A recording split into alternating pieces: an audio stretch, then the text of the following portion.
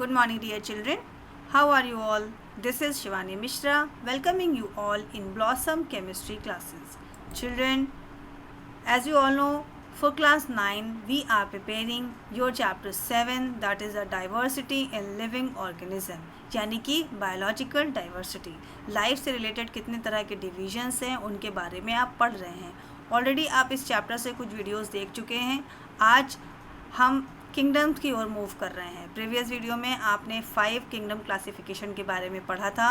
Monera, protista, fungi, animalia, Plantae, right. तो आज हम आपका फर्स्ट किंगडम स्टार्ट कर रहे हैं, दैट इज़ किंगडम मोनेरा, जिसमें आपके बैक्टीरियाज आते हैं. यहाँ पर बैक्टीरिया का डायग्राम भी बना हुआ है, आप देख सकते हैं. एक सेल वॉल है, प्लाज्मा मेम्ब्रेन है, राइट. न्यूक्लियोटाइड है यानी कि डीएनए, राइबोसोम्स हैं, साइटोप्लाज्म फिल है सेल में, पाइलस हैं, ये जो आपको दिख रहे हैं यहाँ पर थ्रेड लाइक स्ट्रक्चर्स. ये कैप्सूल है जिसके अंदर ये पूरे के पूरे सेल ऑर्गेनेल्स आपको दिखाई दे रहे हैं. ये एक थ्रेड लाइक स्ट्रक्चर यहाँ पर देखिए निकला हुआ है, इसको कहते हैं फ्लैजिलम, राइट. तो ये आपको स्ट्रक्चर भी कभी कभी बनाने को आता है एग्जाम में. एनीवेज, बात करते हैं इसके कुछ इंपॉर्टेंट पॉइंट्स की, कुछ कैरेक्टरिस्टिक्स की, कि kingdom Monera belongs to the prokaryotic family. As you all know कि जितना किंगडम मोनेरा आपको पहले ही बताया जा चुका है, प्रोकैरियोटिक फैमिली का है, यानी कि इसके जो ऑर्गेनेल्स होते हैं वो किसी मेम्ब्रेन से बाउंड नहीं होते हैं और साथ ही न्यूक्लियस भी एब्सेंट होता है. These organisms belonging to this kingdom do not contain a true nucleus. जैसे प्रोकैरियोटिक में वैसे भी ट्रू न्यूक्लियस नहीं होता है. These are the oldest known microorganism on earth. सबसे ज़्यादा पुराने जो माइक्रो ऑर्गेनिज्म हैं वो सारे के सारे मोनेरा से बिलोंग करते हैं. इनका जो डीएनए होता है वो न्यूक्लियस में इनक्लोज नहीं होता है, जबकि बाकियों में न्यूक्लियस के अंदर डीएनए होता है, लेकिन मोनेरा में ऐसा नहीं है. ये सारे के सारे यूनिसेल्युलर ऑर्गेनिज्म होते हैं, यानी एक सेल से बने हुए हैं. They contain 70S ribosome. इनमें 70S राइबोसोम होता है. 70S का मतलब होता है, S का मतलब होता है कि सेगमेंटेशन की क्या स्पीड है, क्या प्रोसेस है, तो वो डिपेंड करता है अलग अलग एनिमल्स के ऊपर. DNA is naked and is not bound by a nuclear membrane. जब न्यूक्लियस नहीं है तो न्यूक्लियर मेम्ब्रेन की भी बात नहीं आती, यानी कि डीएनए क्या है, नेकेड होता है और किसी भी न्यूक्लियस के अंदर इनक्लोज नहीं होता है. It lacks organelles. इसमें ऑर्गेनेल्स भी नहीं हैं. कौन कौन से? माइटोकॉन्ड्रिया है, जैसे लाइसोसोम है, प्लास्टिड्स हैं, गोल्गी बॉडीज़ हैं, एंडोप्लाज्मिक रेटिकुलम है या सेंट्रोसोम है. इस तरह के जितने भी सेल ऑर्गेनेल्स हैं वो सारे के सारे मोनेरा में एब्सेंट होते हैं. ये एसेक्सुअली रिप्रोडक्शन करते हैं just by doing the binary fission और बडिंग. बाइनरी फिशन और बडिंग के बारे में आप अभी क्लास 10 में पढ़ेंगे. बाइनरी फिशन का मतलब होता है एक सेल से 2 सेल्स में कन्वर्जन हो जाता है, और बडिंग का मतलब होता है वो अपने ही प्लांट से या अपनी ही बॉडी से एक छोटा सा पार्ट अलग से बनाना शुरू करते हैं, और वो पार्ट मैच्योर होने के बाद अपने आप मेन बॉडी से अलग हो जाता है और वो एक अलग ऑर्गेनिज्म में डेवलप हो जाता है. सेल वॉल रिजिड होती है जो कि पेप्टिडोग्लाइकन से बनी होती है.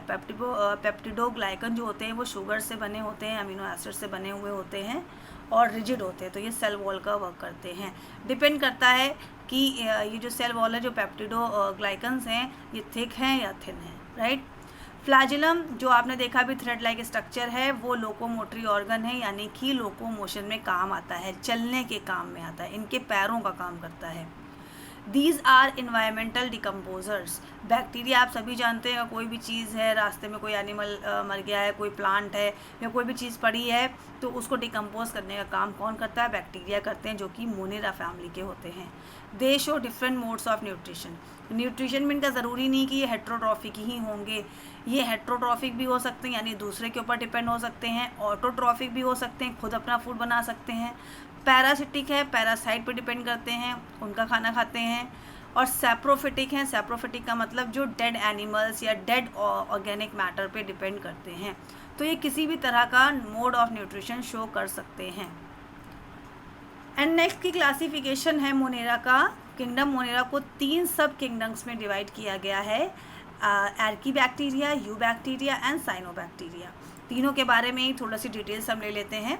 आर्कीबैक्टीरिया क्या होते हैं? जो सबसे पुराने बैक्टीरिया आपकी नॉलेज में होंगे, मोस्ट एंशियंट बैक्टीरिया, जो कि एक्सट्रीम हैबिटेट्स में पाए जाते हैं, जैसे कि सॉल्टी एरिया में अगर हैं तो हेलोफाइल्स, हॉट स्प्रिंग एरियाज़ में है तो थर्मो एसिडोफाइल्स हैं, मार्शी एरियाज़ में है तो मिथेनोजेंस उनको कहा जाता है। तो वो सारे जितने भी एंशिएंट बैक्टीरिया हैं वो अरेकी बैक्टीरिया के फैमिली में ही होते हैं। स्ट्रक्चर जो होता है इनकी सेल वॉल का वो डिफरेंट होता है बाकी अलग और बैक्टीरिया से, जो कि इनको एक्सट्रीम कंडीशंस में सर्वाइव करने देती है। अगर सेल वॉल पे ही डिपेंड करता है कि ये रहेंगे कि नहीं रहेंगे, सर्वाइव कर पाएंगे कि नहीं कर पाएंगे, क्योंकि कंडीशंस इनकी बहुत ही एक्सट्रीम होती हैं। कहीं बहुत ज़्यादा सॉल्ट है, कहीं बहुत ज़्यादा गर्म है, कहीं बहुत ज़्यादा मार्शी एरियाज़ हैं, राइट। मोड ऑफ न्यूट्रिशन जो इनका होता है वो ऑटोट्रॉफिक होता है, ये अपना खाना खुद बनाते हैं।